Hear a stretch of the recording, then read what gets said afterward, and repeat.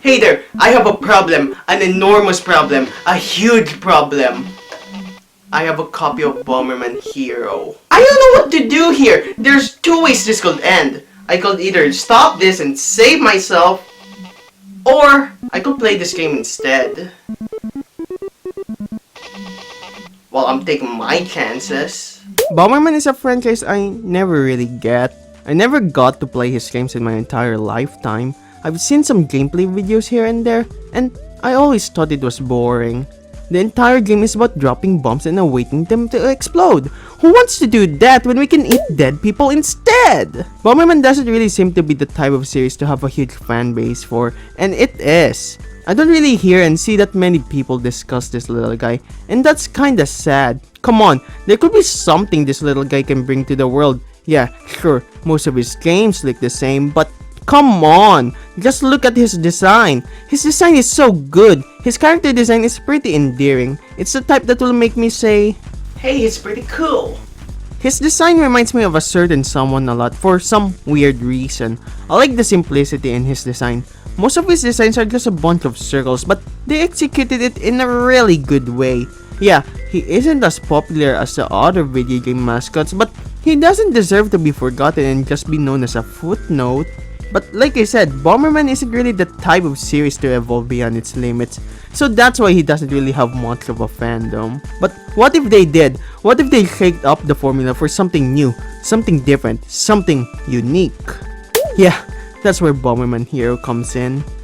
They turned BomberMan into a platformer, and honestly, it's not such a bad idea. There's a lot of ideas that can be had when it comes to a BomberMan team platformer. Fun fact, this was originally supposed to be a bonk game, but I guess they thought using BomberMan will drive up more sales or something? Who even knows bonk? BomberMan Hero was then released on April 30, 1998 for Japan, September 1, 1998 for the West, and October 1, 1998 for PAL regions. The game received some lukewarm reviews, not because the game itself was bad. No, the game received it since they didn't really have a multiplayer mode in it, and that's kinda a bit unfair. They reviewed the game for what it isn't, not what it's trying to be. That's like me saying rulers are bad because they can't write like pencils. So yeah, unlike those criticisms, I'll actually lower my biases by 1%. So, let's get into it. I bet this game has a lot to offer. Man, just look at this cartridge art. I like the colors with it. It feels very psychedelic, and I think it's cool that it shows off every planet from the game. Starting off the game,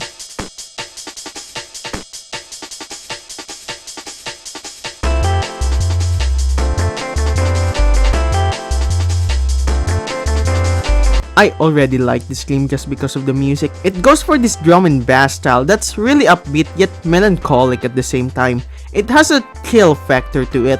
I can just listen to it in my own time and just have a great relaxing day. I could argue with people on the internet while listening to it and not have a mental breakdown over losing that argument, cause it's obvious that the water is breaking soda, Gamerboy 27! It complements the game's aesthetic pretty well.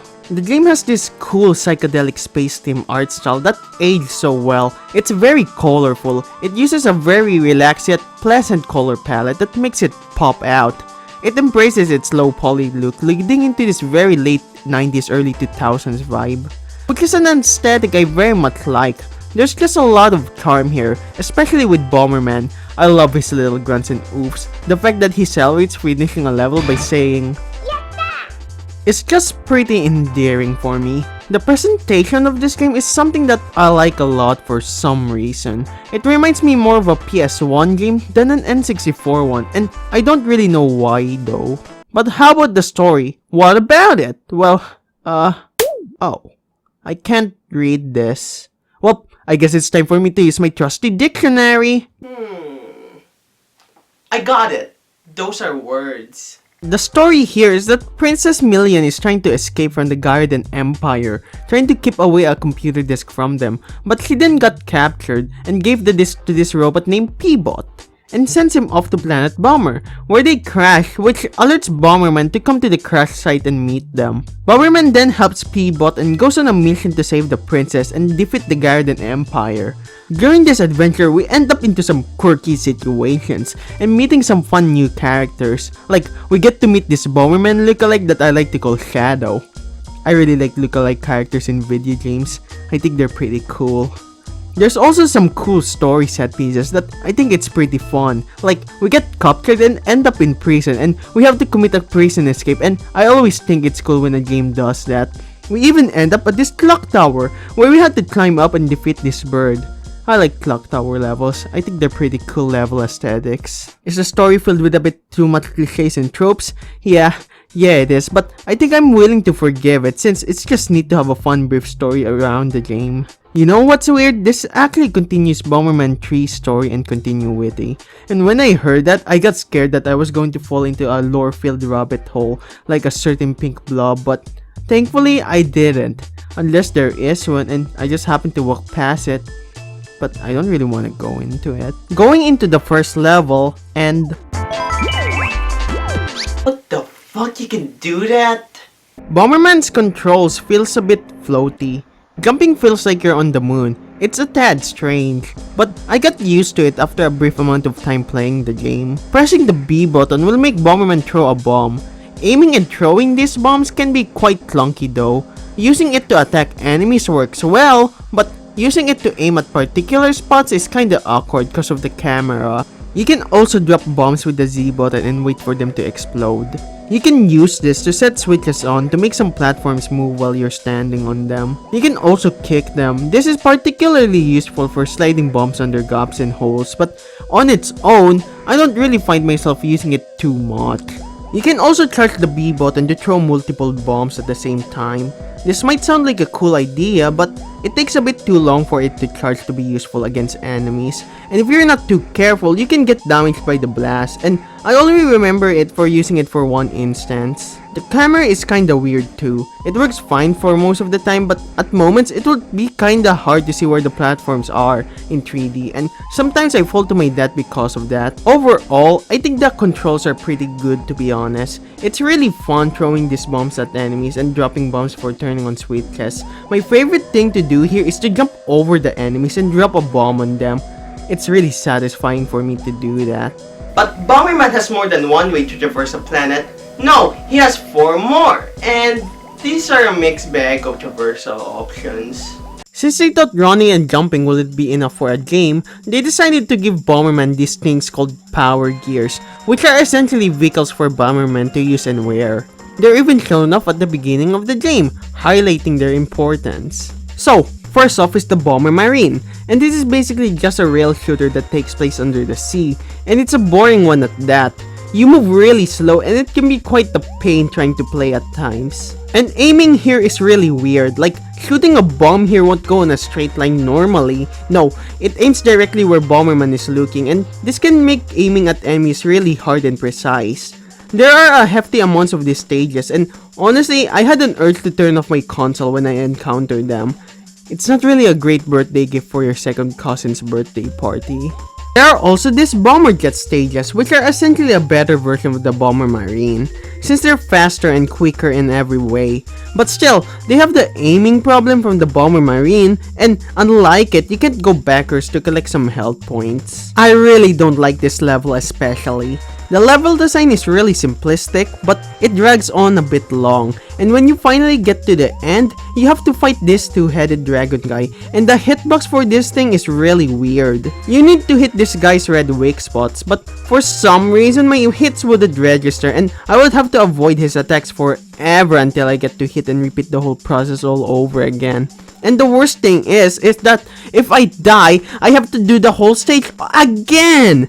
Imagine doing all of that multiple times. This is just a bad stage. After that, we have the bomber slider, and oh heck no! This is bad. Really bad. I think I got carpal tunnel from this. It still hurts, you know. The control for these stages are oddly tank-like, It doesn't feel like you're sliding down the hill with grace and skill on a skiboard. No, like I said, it feels more like a tank. The controls are oddly non-responsive, and when I go take a turn, there's a weird delay to it, and I'll just hit a wall before it even does it. And the jumping here feels really heavy for some reason. It feels like two huge rocks are pulling down on Bomberman. But hey, even if it sucks, at least I can do a cool trick. This does nothing. I think it's supposed to attack enemies, but I didn't really see an instant that it does that. Thankfully, they only used this power gear for 2 levels and never again. And last but not least, the Bombercopter. And this is the most bearable one out of the 4. Unlike those other 3, this one won't make you go forward on a linear path. Instead, it lets you explore around the levels with your deepest desires. I like how they use this to make the levels more about exploring and sightseeing them, rather than just going to the end. It's also the best controlling one since it gives you more control over Bomberman than the other 3. Although, I do have a problem with dropping bombs since aligning them to fall on enemies can be quite confusing due to the game's poor camera placement, but I can't really blame that on the gimmick. It's more or less the cameraman's fault. Overall, I won't really mind more of these stages, since it actually feels like it expands the game's gameplay style, rather than abandoning it and doing something completely different. That's most of my problems with these stages. They feel disconnected from the game. Instead of expanding beyond the building blocks of the game, they instead broke it down and built a new set of building blocks, and it's a really badly structured one at that. But how about the main gameplay? Is it really any good? The gameplay in this game is generally pretty simple. It's mostly just about platforming through some simple obstacles and blowing up some enemies. The level design is a tad bit too simple for my liking. You can just go through some levels under 30 seconds by just damage boosting it through it all. It would have been better if they combined some levels together in segments so it wouldn't be so forgettable. But halfway through the game, I actually started appreciating the levels, but in a different way. You see, there's a ranking system here, where you're totaled to the score of 5, depending on how many points you got. And while I was playing the game, I decided to replay the first stage and try to get this score, and something just snapped inside of me. Oh, don't worry, I snapped years ago. It was like me when I mastered speedrunning a game. You see, they didn't design these stages to have platforming in mind for them. They designed these stages for exploration in mind. So I decided to restart my save file and replay the entire game with this mindset. Collecting everything in the level, trying to aim for the highest score, searching every nook and cranny for more, and defeating as much enemies possible. And there's an odd feeling of joy doing all of this. There's this spot in this level where you usually just go to the end goal, but if you have the same mindset as me, you can jump on this ledge right here, and going to the left will reward you with a ton of gems on the top. This is really neat. It feels like a secret, something people will design in games today. But no, this was from 1998. This is just so cool. Of course, there are some levels that are outliers from this mindset, and playing them is really frustrating, especially this long purple hallway one. This one is just a mess. These levels are at their best if they're designed more like a sandbox rather than a long hallway. But of course, like a sandbox, we need some variety of tools to use inside it, and we have a list of tools we can use with. Like this vest, which protects you from the bomb's blast. These are really useful if you're in a tight spot and can't avoid the blast that well. You can also collect this bomb and flame ups to increase the damage and blast of the bombs. These are really useful to attack against enemies. We also have a power up that lets us walk through walls, which we can use to find some hidden goodies and stuff. We also have these gloves that let us throw the bombs at a comical amount of distance. These are really funny for me, seeing the bombs be thrown so far away. Although, I think it's a bit too far since it misses the enemy by a long shot. It's more of a hindrance than anything else. We also have this bubble thing. I don't really have much to say about it. All it does is take you up to the air, and I don't think it does anything else. Kinda lame if you ask me. There's also a variety of bombs we can use here, like the remote bombs. You can use them to place down bombs and activate them at will. They're useful for turning on switches and stuff. Weirdly enough, they're only used for 2 stages in the game. Kinda disappointed. I would have liked seeing them more. We also have salt bombs that can kill the slug enemies, and they can't do anything else. What is salt going to do to me? Damage my skin? Ouch. They can't even turn on switches. We also have these ice bombs, and the one favorite thing I like about video games is the ice related stuff in them. So let's see what these things can do. And basically they're just salt bombs, but you can freeze these crab looking guys with it. I like how they use it to make some pretty creative platforming sections, like this one where you have to freeze this guy to make a makeshift platform. But just like the salt bomb, that's the only thing it can do. We also get to ride this rabbit guy named Louie. Give him a red bow tie, color him Tail, and name him Phil, and this game would have become the best game in the entire world. These gameplay segments should have been what the Power Gear stages should have been. This actually gives some variety to the game without changing it into a completely different genre. You can jump really high with Louie, and you can even wall jump. You're still platforming and exploring with the stages, but in a different way. I wouldn't have minded if they made more stages with him. There's only 2 of these stages though. Man, what's up with this game and only utilizing its gimmicks 2 times? That's kinda weird. But how about the bosses? Most of the boss fights in the game are pretty generic. At the end of the second and third segments of the worlds, we have to fight a little boss fight to progress throughout the game. At the end of the second segment, we usually have a boss fight against Shadow, and I don't like them. I actually had fun with them the first time since it's actually pretty challenging since you have to be careful of throwing bombs at them since they'll usually parry it out of the way. And you have to watch them and pay attention when you see a small opening to hit them. You also have to watch out on these styles since they will dictate what type of attack Shadow will perform. But doing this 4 more times with the same layout but with slightly different rules? Yeah, you'll get sick of this after a while. Especially the last fight, I just got tired and wanted the fight to be over. But how about the main bosses? Are they any better? No, they're pretty generic. You already know the drill. You have the speeding laser beams, the basic arena where you just attack the boss with its scripted sequences. It's just lame. The most interesting boss here is the second world's bird guy. We actually use the bomber copter against them, and I think it's the only main boss that uses it, so it's already pretty unique from that. You have to drop the bombs on top of them rather than just throwing it. It might be the most interesting, but it's also the most nauseating. Maybe it's because of the camera is looking over the boss, but it really hurts my head. It just keeps on spinning around and it's just nauseating. My least favorite boss fight is this BomberMan boss where you fight this weird temple animal underwater and you have to aim the bombs on the red spots on his head. Sounds simple, right? But the thing is, remember, underwater aiming sucks. Like, you think you might have aimed at the weak spot, but it turns out you just overshot the bomb over their head. See what I'm talking about here? I also got duped playing this stage for the first time since turns out it's not infinite. I accidentally got stuck inside their hitbox and got a lot of damage and died. And turns out you have to pull the reverse card and go back to the entire stage and rinse and repeat. You have to go through that process all over again. I don't like this. I don't like this boss fight. It's just really So yeah, how about the final boss? And I like this guy. He has this stupid laugh that's oddly endearing. His name is Bagura, by the way. Sounds like Bagel for some reason.